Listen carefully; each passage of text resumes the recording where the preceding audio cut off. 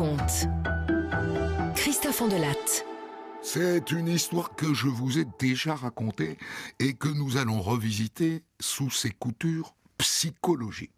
Le meurtre en 2015 à Toulouse d'Eva Bourseau, tuée par deux étudiants de 22 et 19 ans, Tara Amrani et Zakaria Banouni. Deux étudiants très brillants, promis aux grandes écoles et pourquoi pas à Polytechnique. Et au lieu de ça, ils sont tous les deux aujourd'hui en prison pour meurtre. Ouvrons ensemble la code B du dossier d'instruction de Tara Amrani et Zakaria Banouni. Europe 1, Christophe Andelatte. Dans le système judiciaire français, le dossier d'instruction contient un sous-dossier appelé Cote B. Il rassemble les rapports des experts psychiatres, psychologues et de l'enquêteur de personnalité. Ouvrons l'un de ces dossiers. Andelatte raconte. Cote B sur Europe 1. Cette affaire a été rendue célèbre par la technique que les deux étudiants ont utilisée pour se débarrasser du corps d'Eva Bourseau.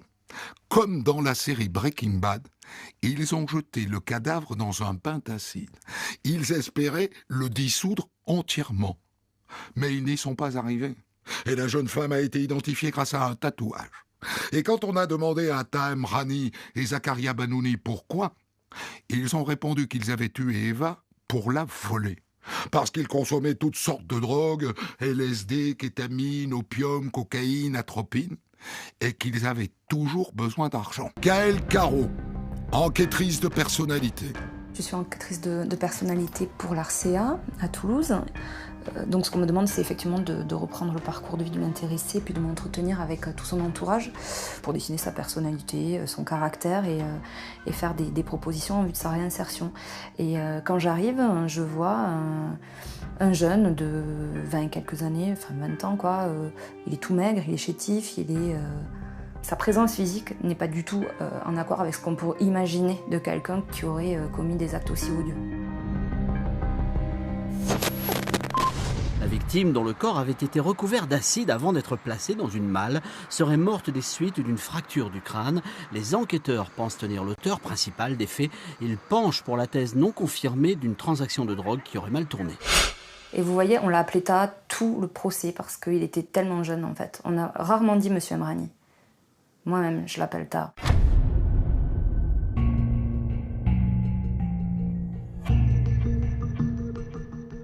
Alors il s'exprime très bien, il a un vocabulaire très soutenu, il est assez structuré dans la manière de répondre à mes questions. Il est assez éloquent quand même, hein, il est assez éloquent.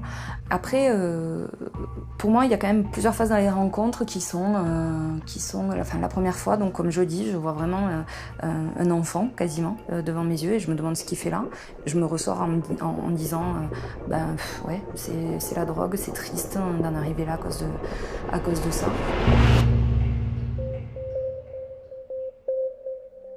Je ne lis jamais les procédures avant d'aller rencontrer les personnes et donc quand je sors de cet entretien la première fois avec Tara, je lis la procédure en suivant.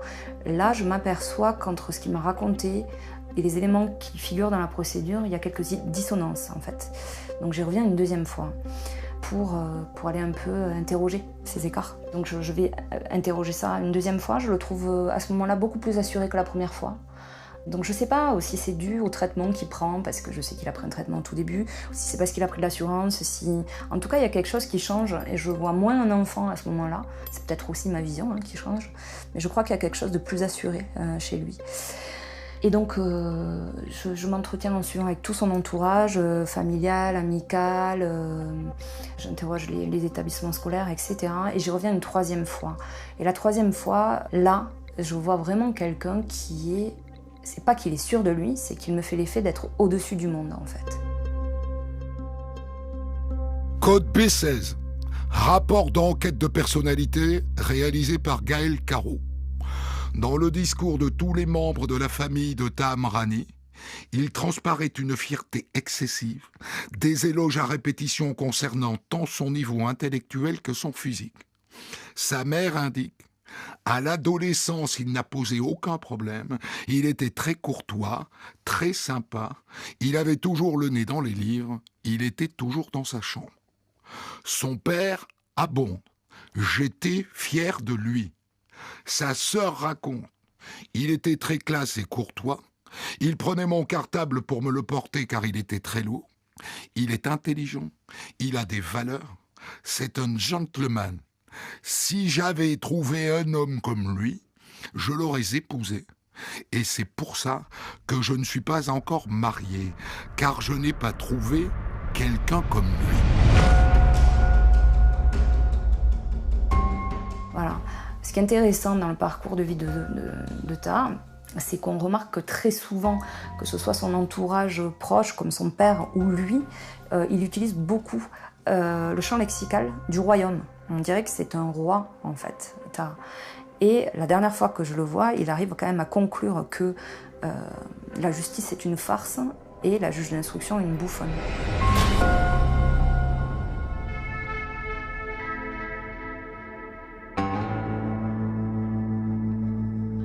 En fait, il remet en question la prison en disant que le système n'est pas assez répressif. Il remet en question son suivi psychologique, psychiatrique, parce qu'il trouve que ça ne servait à rien. Puis, il y a tout ce discours qui va avec, où il me dit qu'il sait, lui, il sait très bien reconnaître qui est intelligent, qui ne l'est pas, qu'il est complètement excédé d'entendre des idioties, que ce soit dans le métro ou en promenade. Et... oui, que lui, il sait en fait. Lui, il sait comment sont les gens. Il sait si c'est intelligent, si c'est pas intelligent. Il y a quelque chose de jugeant, c'est-à-dire qu'en fait, il va être jugé. Et moi, quand je le vois là, c'est lui qui se met au-dessus et qui juge en fait. Pour moi, c'est assez impressionnant par rapport à la représentation que je m'en suis faite quand je suis arrivée la première fois. C'est cet écart qui est pour moi le plus impressionnant. Je l'ai vu évoluer au cours de 3 entretiens en fait. Et c'est-à-dire que... Comment je me suis trompée, je pense. C'est-à-dire que ce que je disais, je suis arrivée en me disant c'est un gamin et la drogue a ruiné son parcours.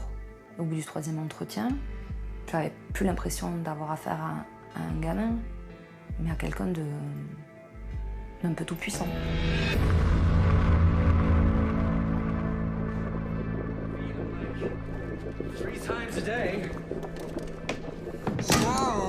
It's been really amazing. Thank you so much for the opportunity. I always dreamt about, I don't know, melting bodies. L'enquêtrice de personnalité détecte chez Taham Rani un fort sentiment de supériorité qui ne semble pas dater d'hier. Il faut dire que le jeune homme âgé de 22 ans est issu d'une bonne famille marocaine et que ses parents lui ont répété sans cesse « Tu es le meilleur, Taha, tu feras Polytechnique ». C'est un élève brillant, brillantissime même. Et après le lycée, il veut intégrer des classes préparatoires. Gaëlle Caro, enquêtrice de personnalité. La plupart de ses amis partent les faire en France et ses parents refusent. Donc lui dit qu'il commence à tomber en dépression. On sait que jusque-là, il avait consommé du cannabis de manière un peu occasionnelle à 13 ans, ainsi que du LSD. Voilà. À partir de là, il y a une véritable fracture. Il a 18 ans et devient polytoxicomane. Code P16. Rapport d'enquête de personnalité réalisé par Gaëlle Caro. Taham Rani aurait consommé de la kétamine. Il dit « Ça me provoquait une dissociation de l'âme et du corps. À ce moment-là, j'ai compris qu'on avait 2 perceptions du monde, celle du corps et celle de l'âme, qui sont totalement différentes. » Taham Rani explique son ressenti. « On est attiré par une lumière et aspiré par un trou. Tu fais un voyage interstellaire, j'en prenais tous les jours, en traces, entre 5 et 10 grammes. Je ne me rendais pas compte du mal que j'infligeais à mon corps. » Le deuxième choc, c'est quand il échoue au concours, par 2 fois. Il échoue au concours d'entrée des grandes écoles de Polytechnique et Centrale. C'est quelque chose qu'il ne comprend pas, parce que d'abord il a toujours été brillant, parce qu'il a toujours souhaité réussir, et parce qu'on lui a toujours mis ça dans la tête. C'est-à-dire qu'il dit que son père, d'ailleurs son père le dit, qu'il visait la réussite, qu'il n'y avait que ça qui comptait. Il n'y avait que ça qui comptait. Et on lui parle de Polytechnique à 3-4 ans. Et Taha me dit, c'était le rêve de mes parents, mais c'est devenu le mien. Et donc ce rêve-là, il ne le touche pas, et c'est l'effondrement narcissique pour lui. Il le dit aussi, l'amour parental était conditionné à la réussite. Donc on sait aussi que échouer, c'est peut-être aussi ne plus avoir l'amour des parents. Le problème de ce jeune homme, c'est que soit il est sur un piédestal, ce que raconte assez bien son père, hein, quand il dit c'est un prince autrichien, il était très orgueilleux, soit il est déchu. En fait, il n'a pas le droit d'être juste décevant. C'est pas possible.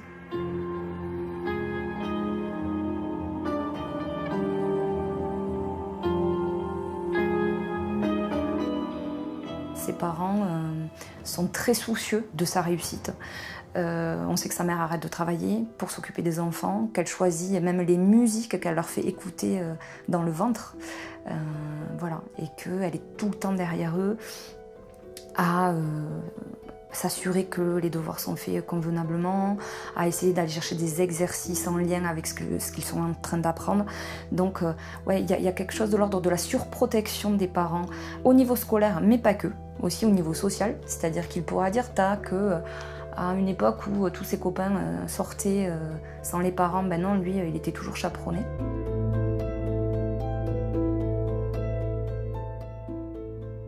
Code B16, rapport de l'enquêtrice de personnalité. Au Maroc, mes parents, ils me surprotégeaient, quoi. Je pouvais rien faire avec les autres de mon âge. J'étais complètement isolé. Alors quand je suis arrivé en France pour poursuivre mon école d'ingénieur, c'était la belle vie, quoi. J'avais plus personne qui me saoulait. Donc, moi j'ai continué à plonger, quoi, à m'évader avec les drogues. Je consommais beaucoup de kétamine, mais il y avait aussi de la MDMA, du LSD, et puis bien sûr du cannabis. Et pour payer tout ça, j'étais obligé de dealer, quoi. À des étudiants, à des médecins. Alors on sait qu'il déménage beaucoup parce qu'il a quand même beaucoup de problèmes quand il deal, donc ça, il est quand même obligé de changer d'appartement. Ses copains disent que c'était un appart qui était... Il n'y avait rien en fait. Il y avait un lit, un canapé et une table sur laquelle il y avait énormément de produits stupéfiants, puisqu'il les préparait et qu'il les vendait. Voilà à quoi ressemble quand même l'appartement de Taha.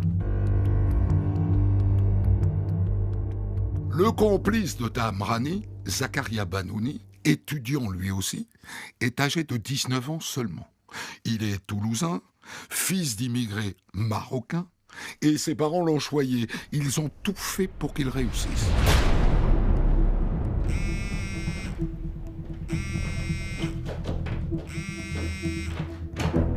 J'étais en vacances et je reçois un coup de téléphone à 8h du matin d'une femme qui est en pleurs et qui m'explique que son fils est impliqué dans l'histoire du meurtre d'une étudiante à Toulouse, mais qu'il y est pour rien et qui est en sanglots au téléphone. Je ne comprends pas ce qu'elle m'explique. Maître Alexandre Martin, avocat de Zakaria Banouni. Et elle me rappelle, et je comprends de quelle affaire il s'agit, et je crois qu'on était le 14 ou le 15 août, et je rentre dans la journée rencontrer les parents de Zach à Toulouse.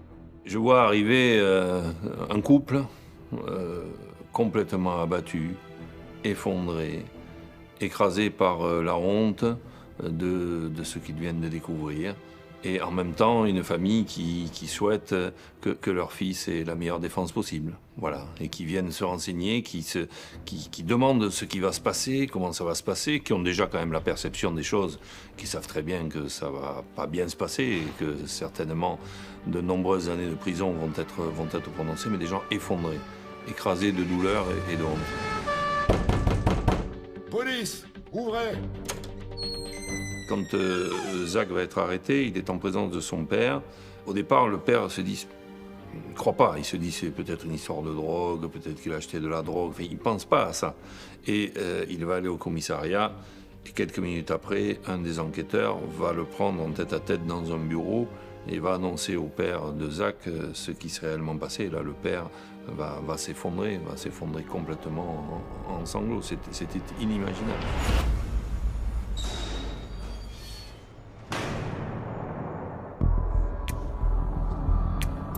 C'est une famille qui avait tout fait pour s'intégrer. D'origine marocaine, avec un père électricien, enfin salarié dans une entreprise électrique, une mère assistante maternelle, qui vont sortir les enfants de tout quartier criminologique, qui vont aussi aller dans une banlieue toulousaine tout à fait bourgeoise, entre guillemets, qui vont s'efforcer de faire rentrer leurs enfants dans le plus grand lycée toulousain, le lycée Pierre de Fermat, qui est le lycée du centre-ville, qui existe depuis plus d'un siècle, dans lequel sont scolarisés tous les enfants de bourgeois de la ville de Toulouse. Et ils vont considérer qu'en plaçant leur enfant dans ce lycée, d'abord il prendra, comme on dit, l'ascenseur social, il sera éloigné de toute tentation dans les quartiers par d'autres personnes, et ils considèrent qu'ils vont lui donner toutes les chances. Ils étaient à 1000 lieues d'imaginer que leur fils puisse être impliqué dans un quelconque délit, et encore moins dans un crime aussi terrible.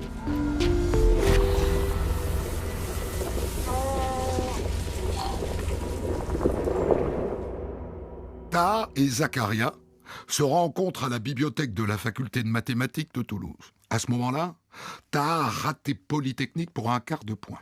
Mais il a tout de même intégré une école d'ingénieurs toulousaine prestigieuse. Et Zakaria, lui, n'a pas tenu le rythme en classe préparatoire maths sup du réputé lycée toulousain Pierre de Fermat. Bref, ils sont tous les deux dans des voies qui ne leur plaisent pas. À partir de là, naît entre eux une amitié indéfectible. Au point d'ailleurs que les parents de Zakaria adoptent avec enthousiasme ce nouvel ami de leur fils. Taha, ils le connaissent. Ils vont voir ce garçon arriver dans la vie de Zach, qui est marocain aussi, comme eux. Maître Alexandre Martin, avocat de Zakaria Banouni. Qui est issu d'une famille, alors à l'inverse de la famille Zach, la famille Taha est une famille installée au Maroc, qui aurait des liens familiaux avec la royauté. Ce gamin va arriver, il est brillantissime, il se présente comme tel, il a fait des prépas, il a loupé d'un quart de point Polytechnique, et il va prendre la même mise, je dirais, sur Zach. Et au début, Zach et les parents le voient comme un grand frère. Il est plus âgé, c'est un modèle, dans les études il réussit, c'est une famille établie au Maroc, et les parents vont le voir finalement comme un protecteur, comme un grand frère. Ils vont lui faire confiance. Ils savent qu'il est seul en France, il a toute sa famille au Maroc.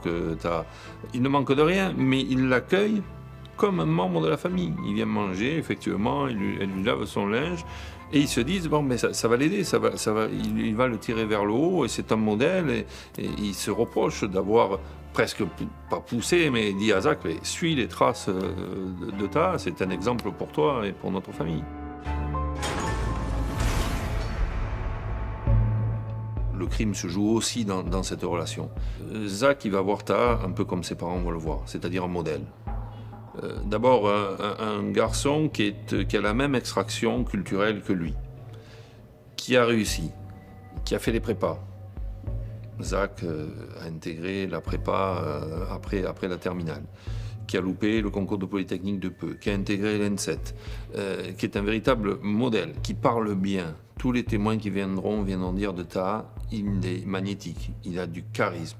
Et petit à petit, ce Taha va devenir pour Zach un modèle. Malheureusement, au début, c'est un modèle constructif et positif, et petit à petit, il va devenir un modèle sombre qui va l'attirer vers ses paradis artificiels, vers ses consommations de drogue, vers cette recherche des limites dans l'absorption de toutes les drogues, parce que Taha, c'est aussi ça. C'est à la fois ce personnage brillant, ce personnage charismatique, ce personnage qui peut être généreux, qui accueille du monde à la maison, qui distribue de la drogue à tout le monde, et cet être particulier, avec ses failles, certainement, qui est sans limite au niveau de l'absorption. Il va lui faire des expériences terribles au niveau de la prise de drogue, de tout, de l'atropine, sans compter évidemment les drogues plus classiques, cocaïne, opium, cannabis, résine, héroïne, tout va y passer.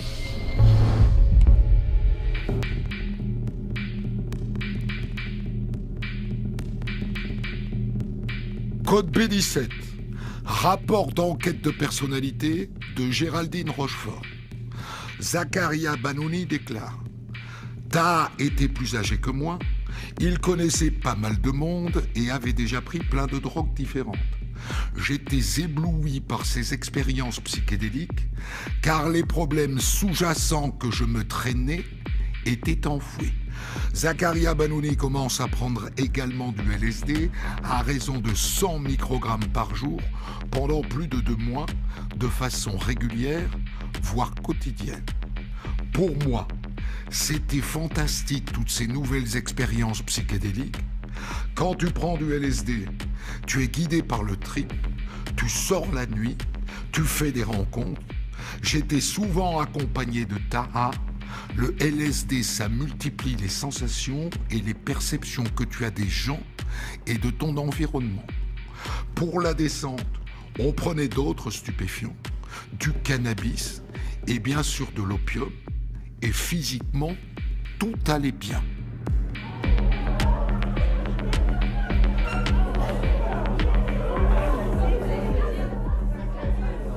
Il va y avoir des soirées, Zach va faire venir ses amis qui vont très vite s'éloigner. Eux, ils vont percevoir le danger, ils vont voir que Zach, qui était leur ami, est en train de prendre un mauvais chemin. Il y en a qui vont lui parler, mais il va s'éloigner petit à petit, mais très rapidement. Ils vont voir un peu cet excès de drogue et ils vont rapidement essayer de parler à Zach, mais qui à un moment donné n'écoute plus personne, si ce n'est son modèle, Taha, et il va s'éloigner de ses amis et ses amis vont disparaître.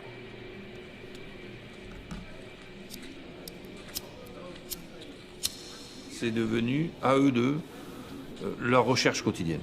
Il faut de la drogue, ils se droguent tous les jours, ils en consomment, donc il faut en vendre, il faut récupérer de l'argent. Zach, c'est un peu l'homme à tout faire, il va faire des livraisons, il va récupérer l'argent, il tient les comptes pour Taha, voilà.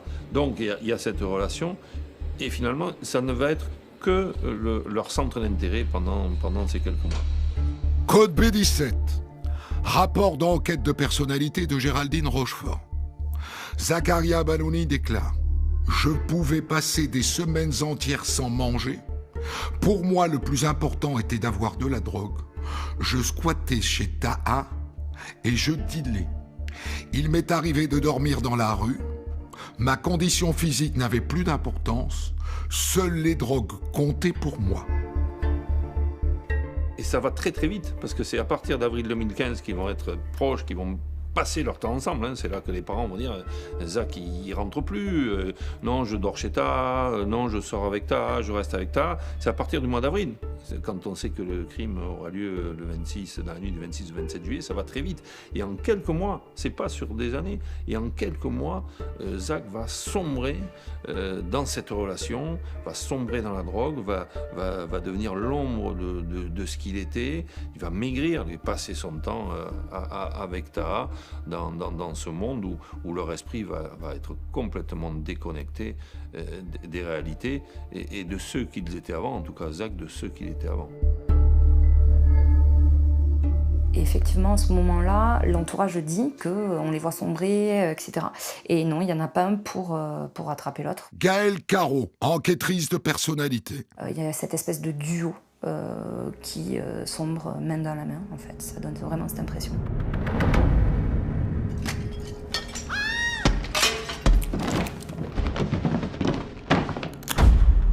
Emporté depuis des mois par son addiction aux drogues, Zaccaria a un éclair de lucidité durant l'été 2015. Pour tenter de reprendre pied, il se met au vert chez les parents d'un ami dans le Gers. Mais ça ne dure pas bien longtemps, car Taha l'appelle. Il faut qu'il rentre vite. Il a un plan pour eux. Et Zach, quand il va arriver, plutôt que d'aller poser chez Valise chez ses parents, je crois qu'ils sont partis en vacances quelques jours, il va aller poser chez Valise chez Taha. Et Taha va lui dire: voilà, le plan que j'ai à te proposer, c'est on va aller cambrioler Eva Bourseau parce qu'elle a de la drogue et elle a un peu d'argent, elle aurait un peu d'argent. Voilà comment l'idée va venir.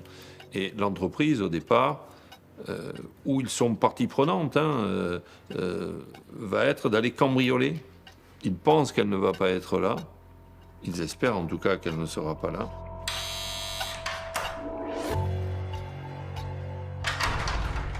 Ils vont sonner, elle va répondre, ils ne vont pas y aller et ils vont aller manger un kebab à côté de chez elle. Et ce n'est que dans un deuxième temps qu'ils vont revenir et rentrer chez elle alors qu'elle est là.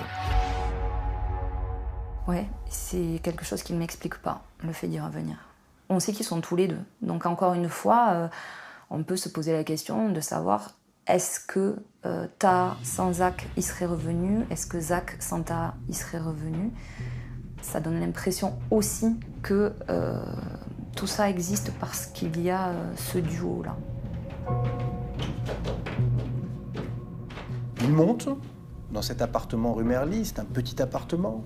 C'est le dernier appartement, c'est un petit escalier. On ne peut pas passer à deux. Maître Jonathan Bomstin, avocat de Zakaria Banouni. Zakaria passe en premier, il monte, il sonne, Eva ouvre la porte, et à ce moment-là, Zakaria porte un premier coup à Eva, qui va s'effondrer, puis qui va se relever, et qui va partir au fond de la pièce. Et Zakaria va suivre, et Taha va suivre aussi.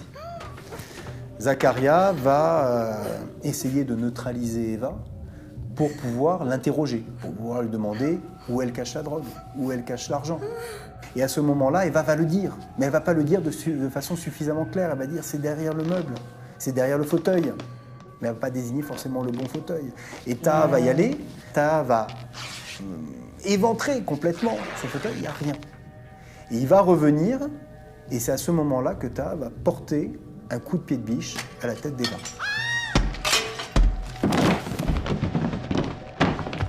Qui va vraisemblablement, et c'est ce que va nous expliquer l'expert, rapidement perdre connaissance. Zakaria, lui, il est pris de terreur. Il va se projeter en arrière dans un coin de l'appartement. Et à partir de ce moment-là, Zakaria déconnecte complètement. Il va regarder Taha, il va être spectateur de ce qui se passe, il est complètement sidéré. Et pendant ce temps-là, eh bien, Taha va éventrer un deuxième fauteuil où on va trouver finalement, il va trouver l'argent, il va trouver des pilules d'ecstasy et satisfait de ce qu'il a trouvé, il va se désintéresser un petit peu d'Eva. Et finalement, ils vont se rendre compte qu'Eva ne respire plus et qu'Eva serait décédée.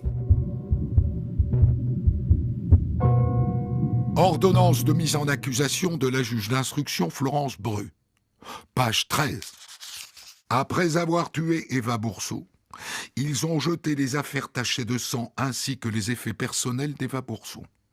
Ils sont allés payer le loyer de retard de Taha Mrani avec l'argent volé à Eva Bourseau.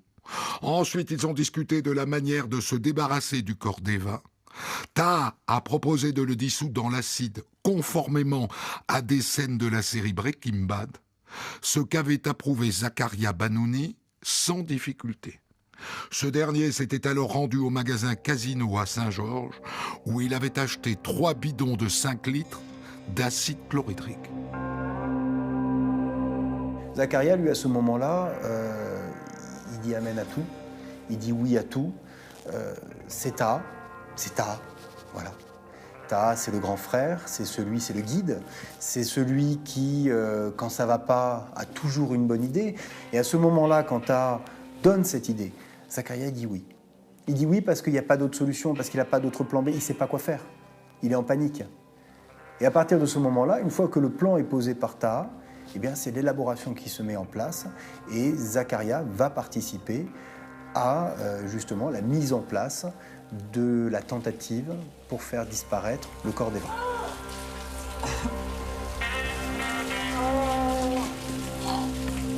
Donc dans un premier temps, ils vont acheter une malle, la plus grande malle qu'ils puissent trouver, dans un magasin du centre-ville de Toulouse. Et puis ils vont acheter des bidons d'acide chlorhydrique, c'est celui qu'on vend finalement dans le marché. Ils vont se rendre compte rapidement que c'est pas assez. Ils vont être obligés de retourner en acheter. Et puis ils vont se rendre compte que c'est pas assez concentré, que ça marche pas. Ils vont essayer de déplacer cette malle que même les pompiers n'arriveront pas à déplacer. Ils vont essayer de la déplacer. Ils vont se rendre compte que cette malle, ils ne pourront pas la descendre de toute façon. Ils vont calfeutrer les fenêtres. Ils vont calfeutrer les portes. Zakaria explique un jour où il était présent dans l'appartement, où ils continuaient à essayer de cacher le crime. Eh bien, il y a le voisin du dessous qui est monté. Puisque le voisin du dessous, il n'a plus de nouvelles d'Eva, il est inquiet, il entend des bruits bizarres, il va monter, il va frapper. Et à ce moment-là, Zakaria, il est pris d'une terreur absolue, puisque à ce moment-là, le crime peut être découvert. il fait rien. Il se tait et il attend que le voisin se décourage et s'en aille. Et à ce moment-là, en fait, il va tout laisser en plan, il va partir lui aussi.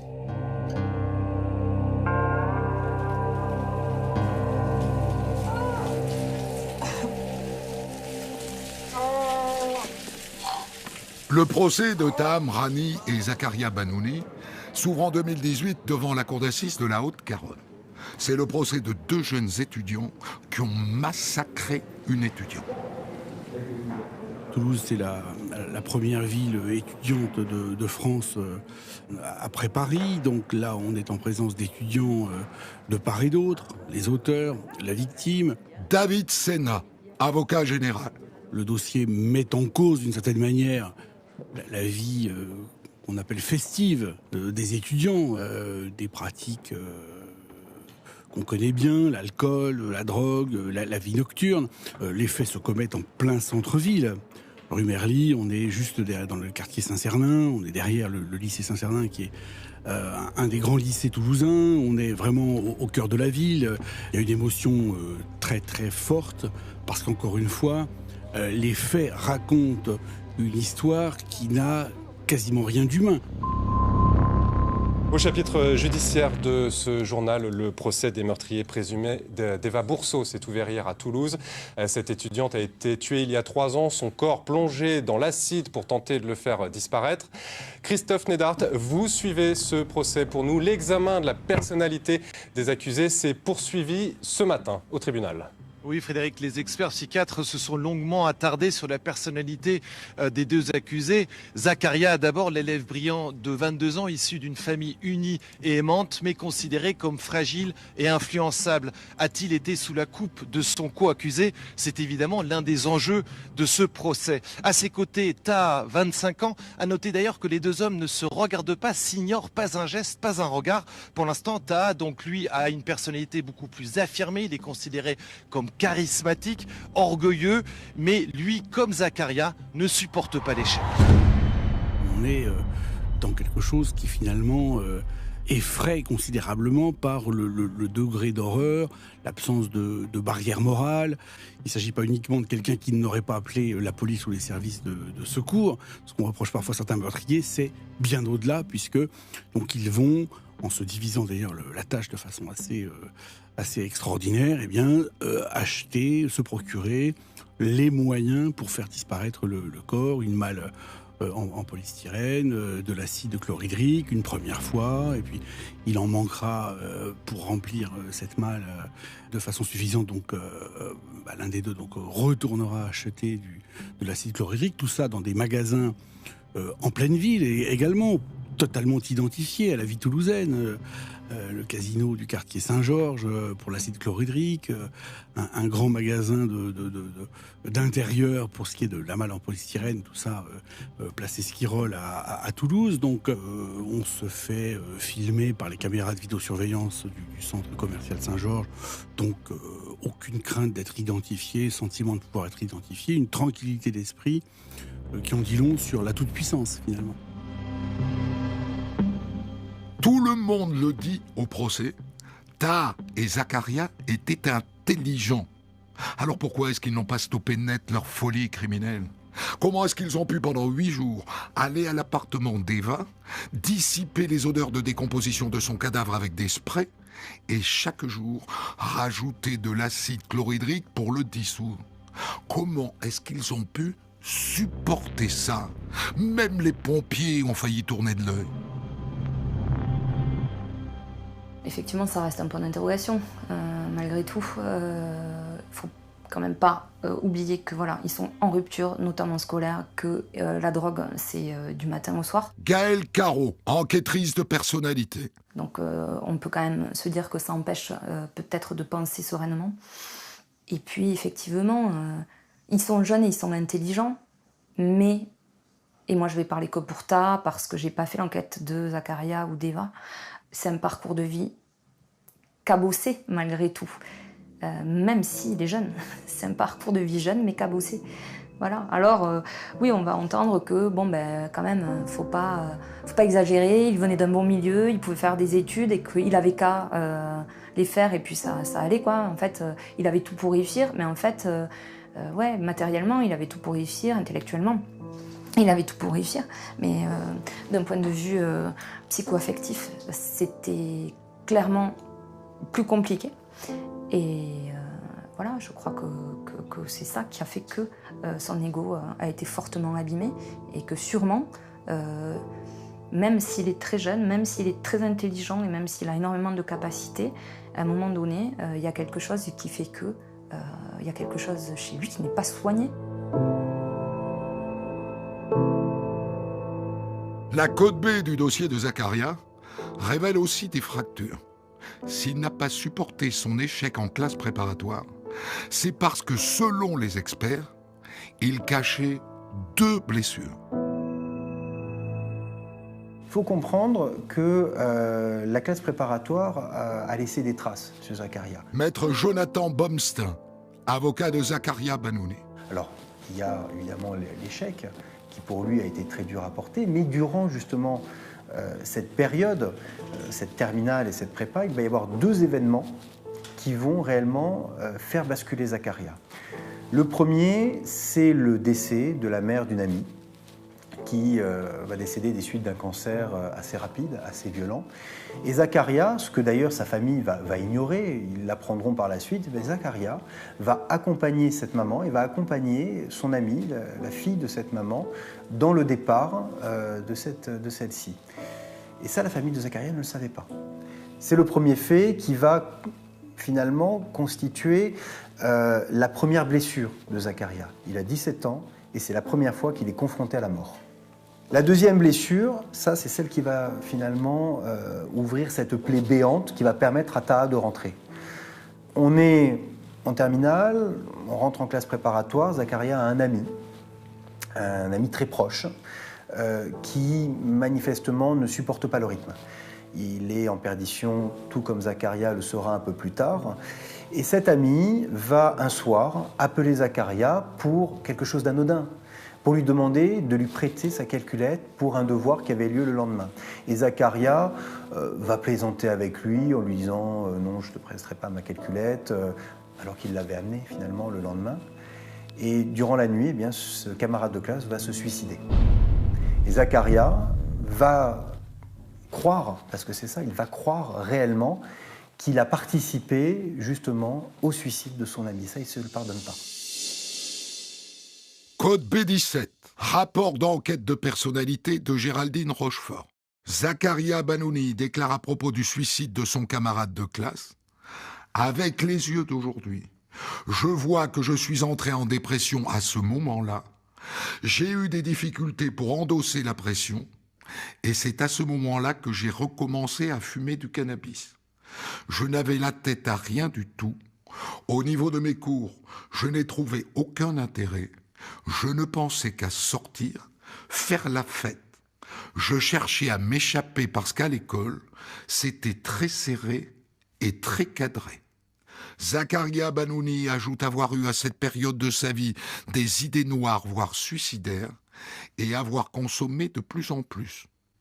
Je ne me sentais pas bien, je ne me sentais à ma place nulle part, je ne parlais à personne, je préférais fumer et boire, je ne rentrais plus chez moi le week-end, mais je gardais mes états d'âme pour moi. Je me voilais la face à moi-même, je fumais de plus en plus. Et c'est ce qu'il va faire, avec cette culpabilité qui va l'habiter, c'est ce qui va faire que Zakaria va lâcher la rampe, c'est ce qui va faire qu'il ne pourra plus se concentrer, c'est ce qui va faire que progressivement il va rentrer dans cette dépression blanche, et c'est ce qui va faire aussi que cette classe préparatoire ne va plus lui convenir, il va échouer. Il n'est plus capable, à ce moment-là, de se consacrer à ses études comme il l'avait fait au début. L'un et l'autre ont échoué. Et de cela, je pense, est née une frustration, une colère importante. David Sena, avocat général. Qui probablement aussi a joué un rôle, je dirais, il y a une décompensation de cette frustration à cette occasion-là. Et s'il y avait un autre mobile à ce crime, un autre mobile que le vol, l'avocat général se demande si Taha Amrani n'avait pas un mobile amoureux, voire sexuelle. Car dans son téléphone portable, on a retrouvé une photo d'Eva Bourseau plus belle et plus rayonnante que jamais. Est-ce que ça voudrait dire qu'il avait des vues sur la belle étudiante ? Alors j'en parle avec lui, et lui il en parle comme d'une copine, il me dit qu'ils n'ont jamais eu de relations sexuelles, et l'entourage est un peu partagé. Alors, il y en a beaucoup qui disent non, je crois qu'il s'est rien passé. Gaëlle Caro, enquêtrice de personnalité. Il y a des copines d'Eva qui disent non, si s'était passé quelque chose, elle me l'aurait dit, donc voilà. Et certains qui disent ouais, moi je pense qu'il s'est peut-être passé quelque chose. Il y a un peu de flou artistique autour de cette relation. En tout cas, Ta, lui, la considère comme une bonne amie. On sait tout de même qu'Eva a été précipitée, elle était nue quand elle a été placée dans la malle. Alors qu'elle n'avait pas de raison de l'être, elle avait ses vêtements, aucun sous-vêtement lorsqu'elle a été mise dans cette malle. Il y a cette photo qui est assez suggestive d'une jeune fille qui est dans une position parfaitement digne, mais qui tout de même démontre la beauté, la jeunesse, la fraîcheur dans ce téléphone portable et qui traduisait quand même une attirance certaine. Et peut-être, encore une fois, une relation qui a été déçue avec des complexes comme on peut en avoir à cet âge-là, comme un garçon de 20 ans peut en avoir. Ça reste une personnalité très contrastée. En fait, cette enquête de personnalité, à un moment donné, il a fallu que je la rende, mais j'avais toujours l'impression que j'aurais pu en apprendre plus sur lui. Voilà. Donc après, il faut faire ce deuil-là, et quand on a à faire des enquêtes de personnalité, parce qu'on a un temps pour les faire et qu'il y a le temps de l'instruction, qu'on ne fait pas ce qu'on veut, comme je pense qu'il faut faire le deuil de tout comprendre quand on juge. La Cour n'a pas suivi les réquisitions de l'avocat général. Il avait demandé la réclusion criminelle à perpétuité contre Taha. Finalement, celui qui a imaginé, organisé et participé au meurtre horrible d'Eva Bourseau écope de 30 ans de prison ferme. Une peine juste pour ses avocats. Nous avons, avec Laure Martial, évité la prison à vie, la réclusion criminelle à perpétuité. Maître Pierre Alfort, avocat de Taha Mrani. Il me semble que, même s'il ne m'appartient pas de commenter les décisions de justice, c'est une décision qui est sévère, mais qui peut paraître adaptée par rapport aux faits qui ont été reprochés. À l'issue du verdict, le père d'Eva Bourseau ne cache pas son émotion. Même la peine de mort n'aurait pas suffi à notre peine, mais bon, moi je n'aurais jamais de compassion pour eux. Leurs parents, je peux comprendre leur malheur, mais ça sera jamais à mon niveau à moi, et puis voilà, va falloir continuer avec. Finalement, les jurés retiennent que Taha Mrani était l'instigateur de ce massacre. Il est condamné à 30 années de réclusion criminelle. Zakaria Banouni est considéré comme le suiveur. Il écope de 25 années de prison.